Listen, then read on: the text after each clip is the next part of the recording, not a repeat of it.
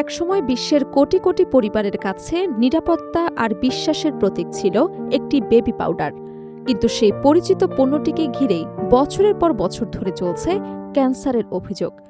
অবশেষে হাজার হাজার মামলা থেকে মুক্তি পেতে ইতিহাসের অন্যতম বড় ক্ষতিপূরণের প্রস্তাব দিয়েছে বিশ্বের শীর্ষ স্বাস্থ্যসেবা প্রতিষ্ঠান জনসন অ্যান্ড জনসন। তাহলে কি সত্যি পণ্যটিতে ছিল স্বাস্থ্য ঝুঁকি, নাকি দীর্ঘ আইনি লড়াই এড়াতে এই সিদ্ধান্ত? যুক্তরাষ্ট্রের ট্যাল্ক ভিত্তিক বেবি পাউডার এবং অন্যান্য পণ্যকে কেন্দ্র করে দায়ের হওয়া হাজার হাজার মামলা নিষ্পত্তির লক্ষ্যে প্রায় $5.5 বিলিয়ন, অর্থাৎ বাংলাদেশি মুদ্রায় প্রায় ৬৮,০০০ কোটি টাকা পর্যন্ত পরিশোধের প্রস্তাব দিয়েছে জনসন অ্যান্ড জনসন। কোম্পানিটির বিরুদ্ধে অভিযোগ, তাতে ট্যাল্কযুক্ত বেবি পাউডার দীর্ঘদিন ব্যবহার করার ফলে বহু নারীর ডিম্বাশয়ের ক্যান্সার হয়েছে। নিউ জার্সি ভিত্তিক এই স্বাস্থ্যসেবা প্রতিষ্ঠান বহু বছর ধরে চলা আইনি জটিলতার অবসান ঘটাতেই এই ঐতিহাসিক সমঝোতার উদ্যোগ নিয়েছে। যদিও শুরু থেকে জনসন অ্যান্ড জনসন এসব অভিযোগ অস্বীকার করে আসছে। কোম্পানিটির দাবি, তাদের ট্যাল্ক ভিত্তিক পণ্য নিরাপদ এবং বৈজ্ঞানিক গবেষণায় ক্যান্সারের সঙ্গে এর সরাসরি সম্পর্ক প্রমাণিত হয়নি। তবে বিতর্ক এবং ভোক্তাদের উদ্বেগের পরিপ্রেক্ষিতে তারা পরবর্তীতে তাদের বহুল ব্যবহৃত বেবি পাউডারের ফর্মুলায় পরিবর্তন আনে। কোম্পানিটির মামলা বিষয়ক ভাইস প্রেসিডেন্ট এরিস হাস এক বিবৃতিতে বলেন, তাদের বিরুদ্ধে আনা অভিযোগের কোনো বৈজ্ঞানিক ভিত্তি নেই। তবুও বছরের পর বছর ধরে চলা আইনি লড়াইয়ের ইতি টানতে এবং ভবিষ্যতের অনিশ্চয়তা কমাতে কোম্পানি সমঝোতার পথে হাঁটার সিদ্ধান্ত নিয়েছে। প্রস্তাব অনুযায়ী আগামী বছর জনসন অ্যান্ড জনসন সর্বোচ্চ $3 বিলিয়ন পরিশোধ করবে। এরপর 2028 সালের আগে অতিরিক্ত কোনো অর্থ পরিশোধের বাধ্যবাধকতা থাকবে না।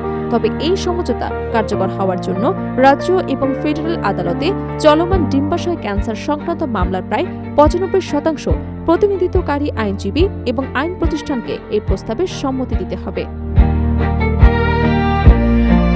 এরিস হাস আরও বলেন, কোম্পানি বিশেষ করে আদালতে লড়াই চালিয়ে গেলে শেষ পর্যন্ত তারা জয়ী হতে পারত, কারণ অতীতের বেশিরভাগ মামলায় আদালতের রায় তাদের পক্ষে এসেছে। জনসন অ্যান্ড জনসনের সাবেক কনজিউমার হেলথ বিভাগ বর্তমানে কেনভিউ নামে আলাদা প্রতিষ্ঠান হিসেবে পরিচালিত হচ্ছে।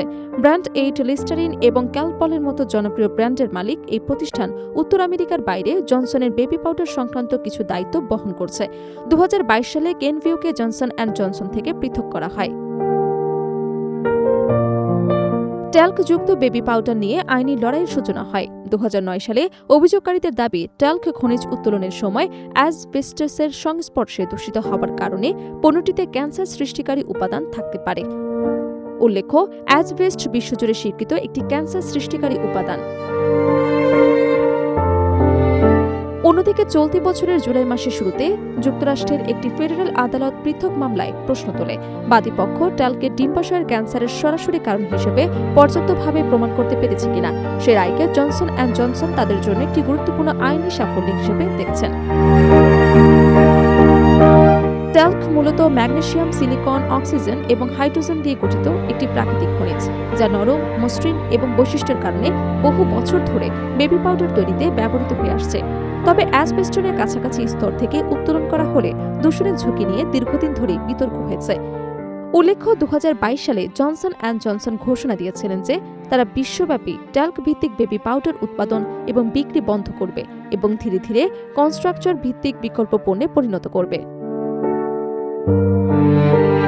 সব মিলিয়ে ক্ষতিপূরণের এই বিশাল প্রস্তাব শুধু একটি কোম্পানির আইনি সংকটের সমাপ্তির প্রচেষ্টা নয়, বরং ভোক্তা নিরাপত্তা, কর্পোরেট জবাবদিহি এবং স্বাস্থ্য ঝুঁকি নিয়ে বৈশ্বিক বিতর্ককে আবার সামনে নিয়ে এসেছে।